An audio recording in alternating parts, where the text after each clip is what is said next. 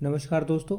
इस वीडियो में हम एसएससी सीजीएल के लेवल 7 की सैलरी के बारे में बात करेंगे। यहाँ पे आप देखोगे तो आपको लगभग ये 15 तरह की पोस्ट है। ये 2024 के नोटिफिकेशन के हिसाब से है। यहाँ पे जो मैं आपको सैलरी बता रहा हूँ, वैसे तो हर एक डिपार्टमेंट के हिसाब से, हर एक पोस्ट के हिसाब से, ड्यूटी के हिसाब से सैलरी के अंदर वेरिएशन आता ही रहता है, हर एक कर्मचारी के आता है। लेकिन जो सैलरी यहाँ पे हम डिस्कस करने वाले हैं वो सैलरी मिनिमम, जितने भी तरह की ये पोस्ट है 15 तरह की, कम से कम इतनी सैलरी आपके हाथ में यहाँ पे आने वाली है। कम से कम बता रहा हूँ।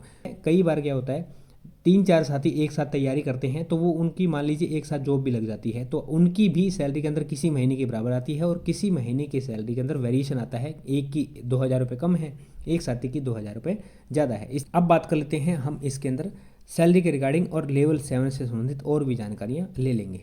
लेवल 7 का पे बैंड रहता है 44,900 रुपये से लेकर के 1,42,400 रुपये तक। पेमेंट क्या होता है जी, जब आप स्टार्टिंग में लगोगे तो लेवल 7 के अंदर ये 44,900 आपकी इनिशियल बेसिक रहने वाली है। फिर हर साल सालाना आपको इंक्रीमेंट दिया जाएगा। ये इंक्रीमेंट जो आपको मिलेगा ये इस बेसिक का मिलेगा।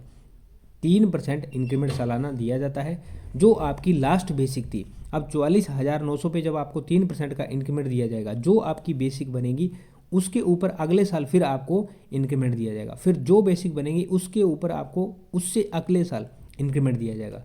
इस तरह से हर साल इंक्रीमेंट लगा करके आप 1,42,400 रुपये तक पहुंच सकते हो। और जब आप प्रमोट होते हो तो आप इस पे बैंड को भी तोड़ सकते हो, यानी कि बड़े पे बैंड में पहुंच जाते हो और लेवल में भी बड़े पहुंच जाते हो। लेकिन जो सालाना इंक्रीमेंट होता है उसके अंदर सिर्फ आप इतने तक पहुंच सकते हो यदि आपकी सर्विस उतनी लंबी है, तो ये होता है पे बैंड। अब आता है बेसिक, और जितने भी अलाउंस भत्ते दिए जाते हैं वो लगभग बेसिक पे ही काउंट किए जाते हैं। तो यहाँ पे बेसिक है 44,900 रुपये। इसके ऊपर मिलता है डियरनेस अलाउंस या महंगाई भत्ता। ये साल में 2 बार बढ़ता है, एक बार जुलाई के महीने में और एक बार जनवरी के महीने में। तो ये लगभग 6 से 7% हर साल इसमें सालाना इजाफा होता है। तो जुलाई 2024 से ये चल रहा है 53%, 53%। तो ये बेसिक का बन जाता है 23,797 रुपये। अब आता है HRA या हाउस रेंट अलाउंस, मकान किराया भत्ता। तो यहाँ पे हमारे इंडिया में बात करें तो ये 3 तरह की स्लैब है, जिसमें है वाई स्लैब, एक्स स्लैब और जेड स्लैब। इनमें यूँ होता है, ये सिटी ये सबसे महंगी सिटी में आती है, तो यहाँ पे 30% बेसिक का HRA दिया जाता है। वाई सिटी के अंदर 20% दिया जाता है और जेड सिटी के अंदर यही HRA 10% दिया जाता है। हम यहाँ पे 10% HRA को काउंट करेंगे। HRA के रिगार्डिंग मैंने सेपरेट वीडियो बनाई है, कमेंट सेक्शन में या डिस्क्रिप्शन में उसका लिंक दूंगा, वहाँ से आप चाहो तो देख सकते हो। तो ये मिनिमम है यहाँ पे। जब आपकी पोस्टिंग वाई सिटी में हो जाए तो जितना मैं HRA बता रहा हूँ उसका डबल कर देना। जब आपकी एक्स सिटी में हो जाए तो जितना मैं बता रहा हूँ उसका मल्टीप्लाई बाई 3 कर देना। आपकी सैलरी के अंदर इतना इजाफा हो जाएगा। तो HRA है 4490 रुपये। क्या है ये, बेसिक का 10% है।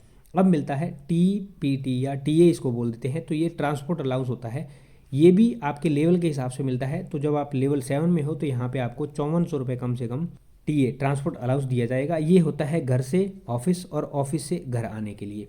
ये आपको मिनिमम यहाँ पे अलाउंस भत्ते मिलने वाले हैं। कुछ एक अलाउंस भत्ते और भी होते हैं जो आपके ड्यूटी पे डिपेंड करते हैं। बहुत सारे अलाउंस भत्ते कई तरह के होते हैं, उनको हम यहाँ पे ना जिक्र करने वाले हैं और ना ही उनको यहाँ पे ऐड करेंगे। अब बात कर लेते हैं कटौती या डिडक्शन की। तो कटौती होती है नेशनल पेंशन स्कीम। ये होता है बेसिक प्लस DA का 10% यहाँ पे काटा जाता है NPS के तौर पे। तो NPS यहाँ पे बनती है 6870 रुपये की ये कटौती होती है, और इसमें 14% गवर्नमेंट का कंट्रीब्यूशन किया जाता है और टोटल अमाउंट NPS अकाउंट बनता है उसके अंदर जमा होती है। जब कर्मचारी रिटायर होता है तो टोटल अमाउंट का 60% उसको प्रोवाइड कर दिया जाता है। बची हुई 40% अमाउंट के ऊपर पेंशन के तौर पर दी जाती है। फिर एक कटौती होती है आपको CGEGIS, ये इंश्योरेंस स्कीम है। तो इसमें 20 रुपीज़ की कटौती देखने को मिलती है। 22, 30, 40 इतना हो जाता है। ये जैसे जैसे बेसिक बढ़ती है वैसे वैसे बढ़ता रहता है। फिर प्रोफेशनल टैक्स होता है जो कि 200 से 300 रुपये होता है। हम यहाँ पे 200 काउंट कर रहे हैं। फिर आता है आपका इनकम टैक्स, ये इनकम टैक्स भी आपकी सैलरी पे डिपेंड करता है, इसको हम यहाँ पे काउंट नहीं कर रहे। फिर आपको देखें कई जगह welfare fund, sports fund, institute fund, इस तरह से 20 रुपये, 30 रुपये, 50 रुपये, इस तरह की कटौती आपकी सिटी के हिसाब से और आपकी ड्यूटी के हिसाब से ये 20-30 रुपये की, 50 रुपये की, 100 रुपये की कटौती होती है। तो हम इनको भी यहाँ पे काउंट नहीं कर रहे हैं। टोटल यदि ग्रोस की बात करें, जो हमने पीछे अलाउंस भत्ते लगाए थे, वो आपकी बनती है 78,587 रुपये। फिर इसके अंदर यदि हम डिडक्शन की लगाएं या जो कटौती है उनको इकट्ठा करें तो वो बनती है 7,090 रुपये। ये टोटल आपकी डिडक्शन होने वाली है, जिसमें हमने इनकम टैक्स को नहीं जोड़ा है, जो कि आपकी सैलरी के ऊपर डिपेंड करता है। और यहाँ पे यदि हम नेट सैलरी की बात करें, नेट जो इन हैंड आपको मिलने वाली है, तो ये है 71,497 रुपीज़, 71,497 रुपये। ये मिनिमम मैं यहाँ पे आपको बता रहा हूँ। इसके अंदर यदि आप वाई सिटी के अंदर पोस्ट होते हो तो 5,000 रुपये प्लस कर लेना। यदि आप एक्स सिटी में पोस्ट होते हो तो 10,000 रुपये, यानी कि दिल्ली जैसे शहर के अंदर आपको मिनिमम 81,000 यहाँ पे सैलरी मिलने वाली है लेवल 7 के थ्रू एट प्रेजेंट 2024 में यदि जॉब लगते हो तो दोस्तों ये है सैलरी के रिगार्डिंग वीडियो लेवल 7 की हमने जानी। आप किस टॉपिक पर वीडियो चाहते हैं कमेंट सेक्शन में कमेंट करके ज़रूर बताएं। आगे भी इसी तरह की आपको वीडियो मिलती रहेंगी। उम्मीद करता हूँ जानकारी समझ पाए होंगे।